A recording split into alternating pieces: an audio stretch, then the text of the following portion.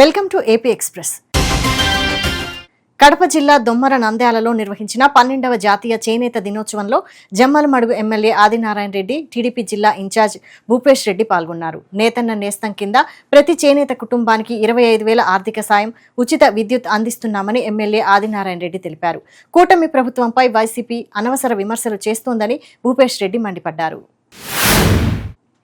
జాతీయ చేనేత దినోత్సవం సందర్భంగా ఆళ్లగడ్డ ఎమ్మెల్యే భూమా అఖిలప్రియ చేనేత కార్మికులకు శుభాకాంక్షలు తెలిపారు.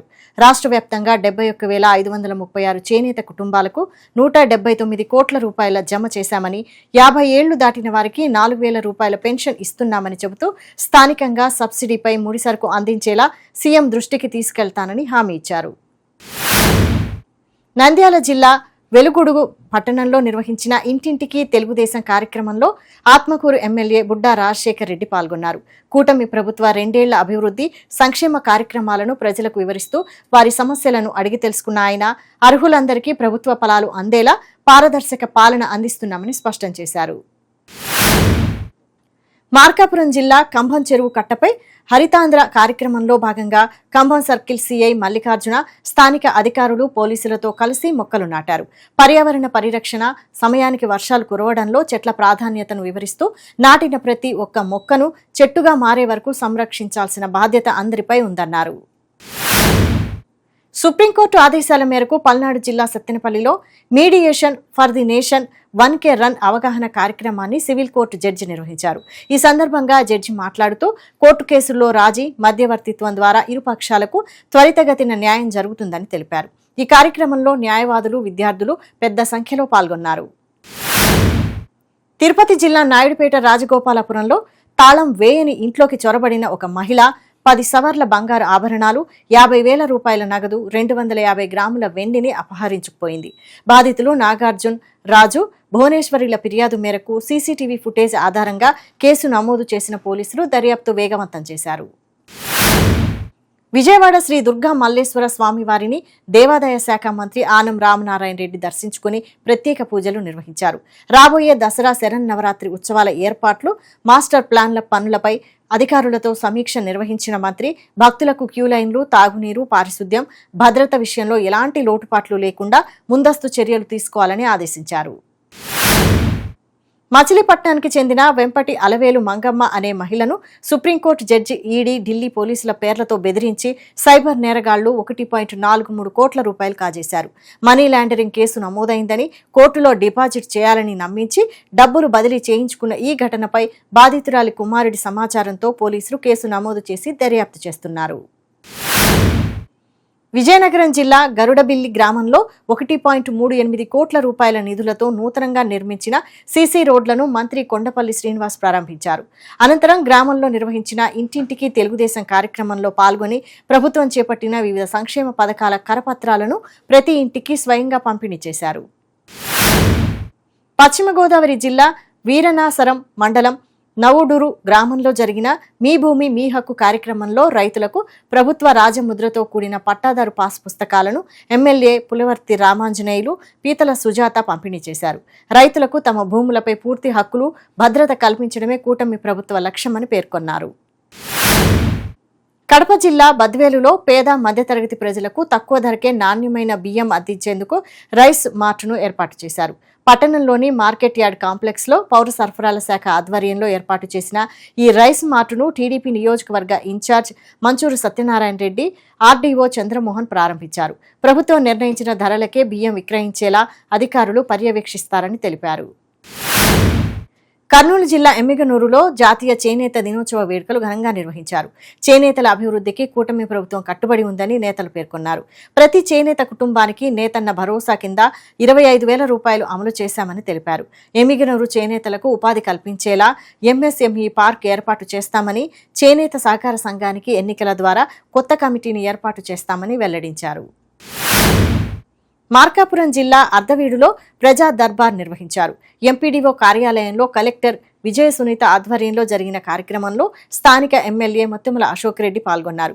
ప్రజలు తమ సమస్యలపై కలెక్టర్కు అర్జీలు సమర్పించగా కొన్ని సమస్యలను అక్కడికక్కడే పరిష్కరించారు. క్లిష్టమైన సమస్యలను సంబంధిత అధికారులతో మాట్లాడి త్వరితగతిన పరిష్కరిస్తామని కలెక్టర్ హామీ ఇచ్చారు. నంద్యాల జిల్లా నందికొట్కూరు మండలం నాగుటూరులో రైతులకు సాగునీరు, గ్రామ ప్రజలకు తాగునీరు అవసరాలను తీర్చేందుకు లిఫ్ట్ ఇరిగేషన్ పథకం ద్వారా నీటిని విడుదల చేశారు ఎమ్మెల్యే గిత్తా జయసూర్య. 2 పంపుల ద్వారా 72 క్యూసెక్కుల నీటిని విడుదల చేశారు. రైతులకు సకాలంలో సాగునీరు అందించడమే కూటమి ప్రభుత్వ లక్ష్యమని ఎమ్మెల్యే తెలిపారు. పల్నాడు జిల్లా సత్తెనపల్లి ఏరియా హాస్పిటల్లో డీసీ ప్రసన్న ఆకస్మిక తనిఖీలు చేపట్టారు. తల్లిపాల వారోత్సవాల సందర్భంగా గర్భిణులకు ప్రత్యేక కౌన్సిలింగ్ నిర్వహించారు. ఆసుపత్రిలోని రక్త పరీక్షల ల్యాబ్, ఎక్స్రే గది అపరిశుభ్రంగా ఉండడంపై శానిటరీ సిబ్బందిపై ఆగ్రహం వ్యక్తం చేశారు. ఏవో భవానీదేవి సమయపాలన పాటించడం లేదంటూ డీసీ ప్రసన్న అసహనం వ్యక్తం చేశారు. ప్రభుత్వ సాయం కష్టాల్లో ఉన్న వారికి చేదోడుగా నిలిచే దిశగా చంద్రబాబు ప్రభుత్వం ముందుకు సాగుతోందని గుమ్మల లక్ష్మీపురం ఎమ్మెల్యే జగదీశ్వరి అన్నారు. పార్వతీపురం మన్యం జిల్లా గుమ్మలక్ష్మీపురం ఎమ్మెల్యే క్యాంపు కార్యాలయంలో సీఎం రిలీఫ్ ఫండ్ చెక్కులను ఆమె పంపిణీ చేశారు. కురుపాం నియోజకవర్గానికి చెందిన 27 మంది లబ్ధిదారులకు మొత్తం 20,35,000 రూపాయల మేర ఆర్థిక సాయం అందించారు. మైనారిటీల సంక్షేమానికి కూటమి ప్రభుత్వం కట్టుబడి ఉందని పలమనేరు ఎమ్మెల్యే ఎన్ అమర్నాథ్ రెడ్డి స్పష్టం చేశారు. పెద్ద పంజాని సత్రంలో నూతనంగా నిర్మించిన నూరుల్ హుదా జామియా మసీద్ ప్రారంభోత్సవ కార్యక్రమంలో ఎమ్మెల్యే పాల్గొన్నారు. ముస్లిం సోదరులతో కలిసి ప్రత్యేక నమాజ్ ప్రార్థనలు నిర్వహించారు. అనంతరం మసీదు కమిటీ సభ్యులు ఎమ్మెల్యేను ఘనంగా సత్కరించారు. విజయనగరంలో జనసేన నాయకుడు గురనయ్యలుపై దాడి జరిగింది. గుర్తు తెలియని యువకులు గురనయ్యలుపై దాడికి పాల్పడ్డారు. ఈ ఘటనలో గాయపడిన ఆయనను చికిత్స కోసం విజయనగరం కేంద్ర ఆసుపత్రికి తరలించారు.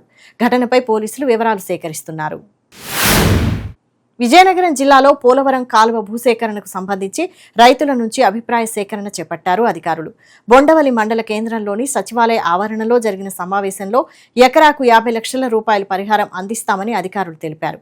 అయితే ప్రస్తుత మార్కెట్ రేటు కంటే 5 రెట్లు అధికంగా పరిహారం ఇస్తేనే భూములు ఇచ్చేందుకు సిద్ధమని రైతులు స్పష్టం చేశారు. కాలువ నిర్మాణంలో సాగు భూములకు రాకపోకల సమస్యలు తలెత్తకుండా చర్యలు తీసుకోవాలని డిమాండ్ చేశారు. కోనసీమ జిల్లాలో వైసీపీ నిరసన కార్యక్రమం చేపట్టింది. అమలాపురం కోఆర్డినేటర్ పినిపే శ్రీకాంత్ ఆధ్వర్యంలో జరిగిన కార్యక్రమంలో డిఎస్సిలో జరిగిన అక్రమాలపై బీసీఐతో విచారణ జరపాలని డిమాండ్ చేశారు. విద్యార్థుల ఫీజు రీయింబర్స్మెంట్ బకాయిలను వెంటనే చెల్లించాలని డిమాండ్ చేశారు.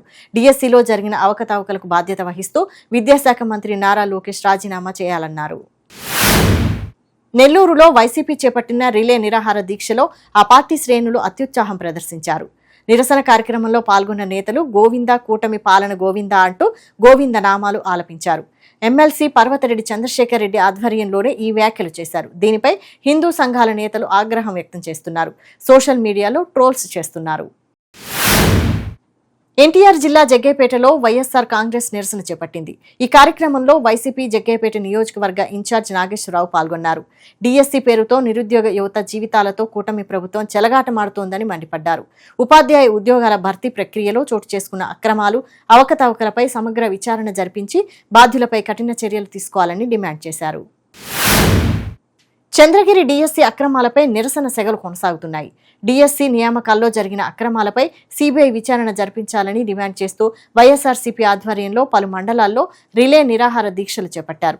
పాకాల తిరుపతి రూరల్, చిన్నగొట్టిగల్లు, ఎర్రావారిపాలెం మండలాల్లో వైసీపీ శ్రేణులు ఆందోళనకు దిగారు. అర్హత ఉన్నా ఉద్యోగాలు దక్కని అభ్యర్థులకు న్యాయం జరిగేంత వరకు పోరాటం కొనసాగిస్తామని వైసీపీ నేతలు తెలిపారు. డిఎస్సి అక్రమాలకు బాధ్యుడిగా ఆరోపిస్తున్న రాష్ట్ర విద్యాశాఖ మంత్రి నారా లోకేష్ రాజీనామా చేయాలని డిమాండ్ చేశారు.